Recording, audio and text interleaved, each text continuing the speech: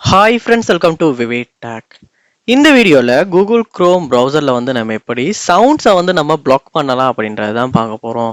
So வாங்க நம்ம வீடியோக்குள்ளே போகலாம். வீடியோ கடைசி வரைக்கும் ஸ்கிப் பண்ணாமல் பாருங்கள். இதுதான் நம்ம சேனலுக்கு ஃபஸ்ட் டைம் வந்திருக்கீங்களா? நான் தான் விக்னேஷ். மறக்காம நம்ம சேனலை சப்ஸ்கிரைப் பண்ணிட்டு அப்படியே பார்த்துல பெல் ஐக்கனையும் கிளிக் பண்ணுங்கள். அதாவது சில நேரம் நம்ம ப்ரௌஸ் பண்ணும்போது கண்டிப்பாக க்ரோம் ப்ரௌசரில் சவுண்ட்ஸ் வந்து நம்ம வந்து சில நேரம் வந்து நம்மளை டிஸ்டர்ப் பண்ணும். சில நேரம் வந்து ஏதாவது வெப்சைட்ஸில் வந்து சவுண்ட் வந்து நமக்கு வரும். ஸோ இதனால சவுண்ட்ஸ் வந்து வரக்கூடாது அப்படின்னு நினைப்பீங்களா இருந்துச்சுன்னா, க்ரோம் ப்ரௌசரில் இந்த சவுண்ட் எப்படி பிளாக் பண்ணணும்னா, முதல்ல நம்ம சேனலை சப்ஸ்கிரைப் பண்ணிட்டு பார்த்துட்டு பெல் ஐக்கனை கிளிக் பண்ணுங்க. பண்ணிட்டு நீங்கள் என்ன பண்ணுங்க, க்ரோம் ப்ரௌசர் ஓப்பன் பண்ணி மேலே 3 டாட்ஸை கிளிக் பண்ணுங்க. பண்ணிட்டு இதில் செட்டிங்ஸை வந்து கிளிக் பண்ணி க்ரோம்ட செட்டிங்ஸ் எல்லாம் போங்க. செட்டிங்ஸ் உள்ள போயிட்டீங்களா? செட்டிங்ஸை கீழே ஸ்க்ரோல் பண்ணுவீங்களா இருந்தா உங்களுக்கு சைட் செட்டிங்ஸ் வந்து பார்க்கலாம். அதை கிளிக் பண்ணி உள்ள போங்க.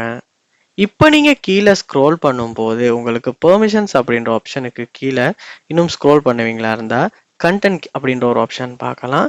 இதில் பாருங்கள், உங்களுக்கு சவுண்ட் அப்படின்ற ஆப்ஷன் இருக்கும்.